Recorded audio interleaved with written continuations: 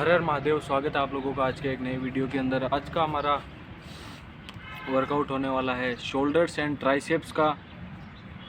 Shoulder and triceps के अंदर सबको पता है कि मैं येट्स का प्रोग्राम फॉलो करता हूं, जिसके अंदर पूरा मैक्सिमम फेलियर जाना होता है सिर्फ एक सेट के अंदर और अच्छा खासा वेट लेना होता है। और हम आज से सिंगल शॉट भी डालेंगे, मतलब एक दिन में एक वीडियो और एक शॉर्ट, क्योंकि वीडियो से सिंपल सी बात है कि रीच नहीं आ रही है, कुछ नहीं बढ़ रहा है, तो एक शॉर्ट भी डालने का ट्राई करेंगे एक अच्छे टॉपिक के ऊपर। और फुल डे ऑफ ईटिंग का भी हम डालेंगे, जिसके अंदर मैं आपको एस्टीमेट बता देता हूं कि हमारे 3500 कैलोरीज रहेगी, जिसके अंदर 200 ग्राम प्रोटीन और 70 से 80 ग्राम हमारे रहेंगे फैट्स। क्योंकि भाई एक ही बार आपको अगर बल्किंग करनी होगी तो आप डर्टी बल्किंग सिर्फ एक ही बार करेंगे, जिससे आपका फैट और बॉडी का मसल मास अच्छा खासा उसी में बढ़ जाएगा। और उसके बाद में जब आप रिटर्न में बल्किंग करेंगे अगली बार, तो भाई नॉर्मल सी बात है मेंटेनेंस में करो। क्योंकि वो शॉर्ट डालने वाला हूँ उसके अंदर भी मैं बता दूंगा कि जो भी मैंने स्टडीज़ वगैरह की उसके अंदर मुझे पता चला कि देखो, मुझे पहले पता नहीं था, अगर आपको पता हो तो कोई बात नहीं है, कि आप कितना भी एक्स फ्रेम बना लो पर आप लोग लेट बैक और चेस्ट के ऊपर काम ज़्यादा करोगे अदर चीज़ को छोड़ के। पर बट एक्स फ्रेम के अंदर मेन फैक्टर जो काम करता है वो है कि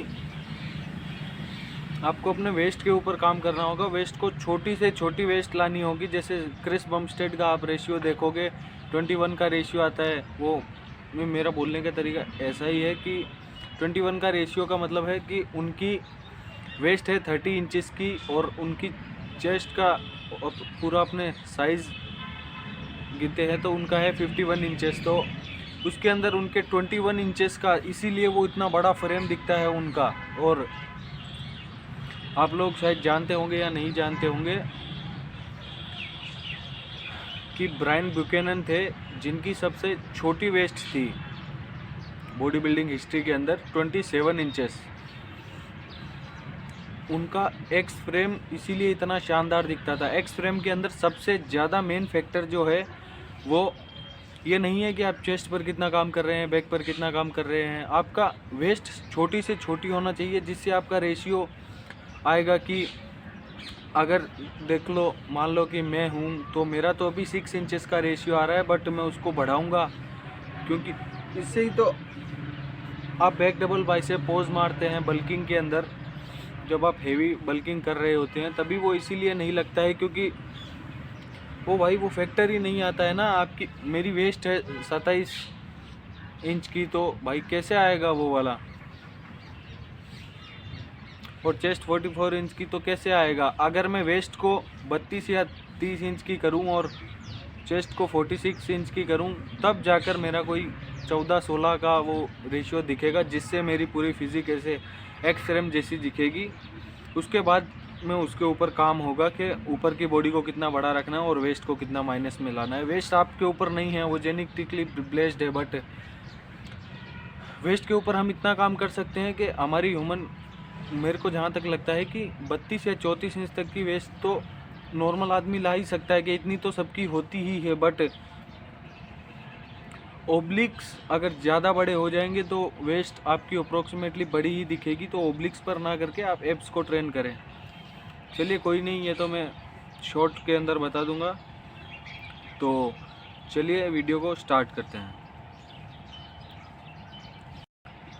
वीडियो के अंदर सबसे पहली एक्सरसाइज हम लोग बारबल से लगाते हैं, बट आज हमने डंबल्स ट्राई क्या किए। डंबल्स पहले से लगाते आ रहे हैं, और ये जिम के अंदर यार मैं डंबल से बहुत परेशान हूँ कि खाली 30 kg के ही डंबल है, ज़्यादा बड़े डंबल्स नहीं हैं।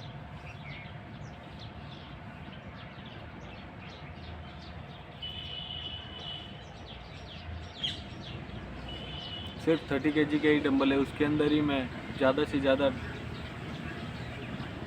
रेप्स मारने की ट्राई कर रहा हूँ। पर बहुत आप थोड़े बहुत ऐसे टाइम के बाद में लगाते हैं तो वो लग नहीं पाते हैं, थोड़े 2-4 रेपिटेशंस कम या ज़्यादा ऐसे आ जाते हैं, वो कई बार होता है, उसकी कोई बड़ी बात नहीं होती है उतनी।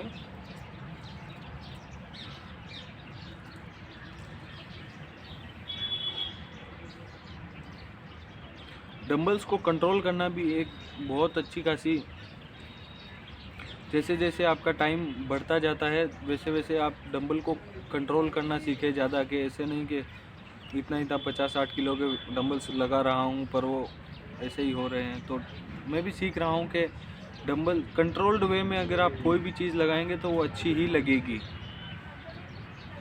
देन उसके बाद में सीटेड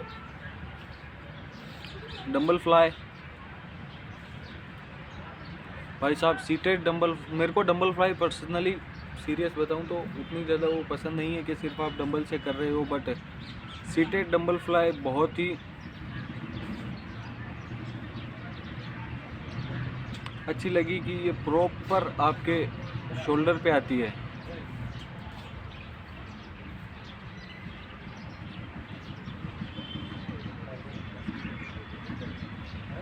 ये प्रॉपर आपके शोल्डर के ऊपर काम करती है।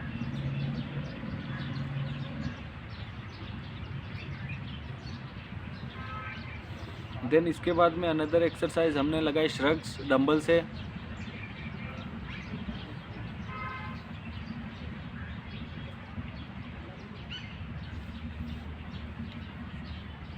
अच्छे थे बट ज़्यादा वेट ना होने के कारण उतना ज़्यादा मज़ा नहीं आ रहा था श्रग्स के अंदर, तो हम लोग बारबल से ही अगली बार श्रग्स ट्राई करेंगे, क्योंकि सिर्फ इसमें 30 kg हिट है। उसके मैंने 15-16 रेपिटेशंस लगा तो लिए पर मुझे वो मज़ा नहीं आया।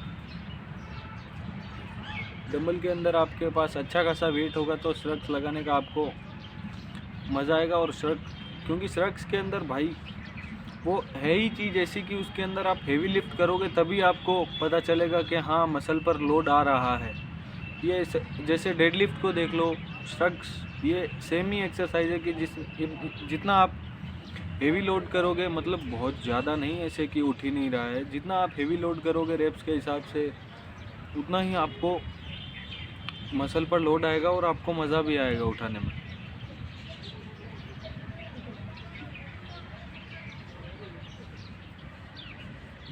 देन उसके बाद में अगली एक्सरसाइज केबल फ्लाई।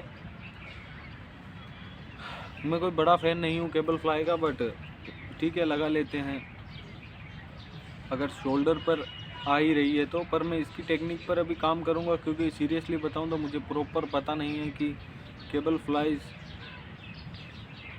कैसे काम करती हैं। तो धीरे धीरे मैं सीख रहा हूँ कि साइड शोल्डर पर प्रॉपर हम फोकस कैसे ला पाएँ।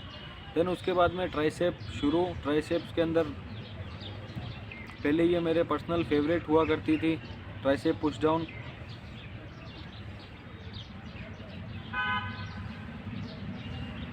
इसके अंदर बढ़िया मैं वेट उठाया करता था, दोनों वो मिलाकर।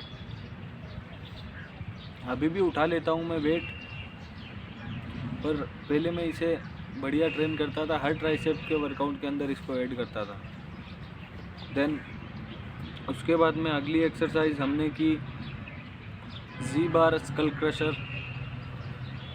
स्कल क्रशर पर्सनली मुझे पसंद है भाई, पर सीरियसली बताऊँ ये जिम के अंदर जो वाली वो जी बार है ना, वो बहुत ज़्यादा ऐसे है। स्कल क्रशर की बार ऐसे होनी चाहिए, जब जहाँ से हम पकड़ते हैं वो इसकी ऐसे है, तो बहुत ज़्यादा ऐसे हाथ जाता है तो अच्छे से पकड़ी नहीं जाती है ये जिम की स्कल वो जी बार।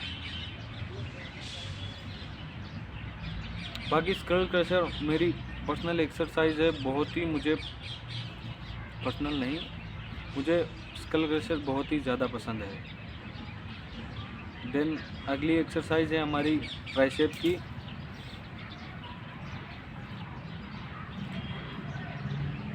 सिंगल हैंड की है, ये मैं फ़र्स्ट टाइम ट्राई कर रहा हूँ, मैंने पहले कभी ये की नहीं है। की है पर ऐसे पकड़ के की है, ऐसे हाथ से नहीं की है, पर लगाई भाई मुझे बहुत ही अच्छी लगी ये वाली। ट्राइसेप्स की सिंगल एक्सरसाइज सारी ही अच्छी होती है, सिंगल हैंड वाली मुझे पर्सनली ये अच्छी लगी, क्योंकि इसके अंदर आपका पूरा ट्राइसेप एकदम टन रहता है और जैसे ही आप उसको नीचे ले जाते हैं तो आपको ऐसे ज़्यादा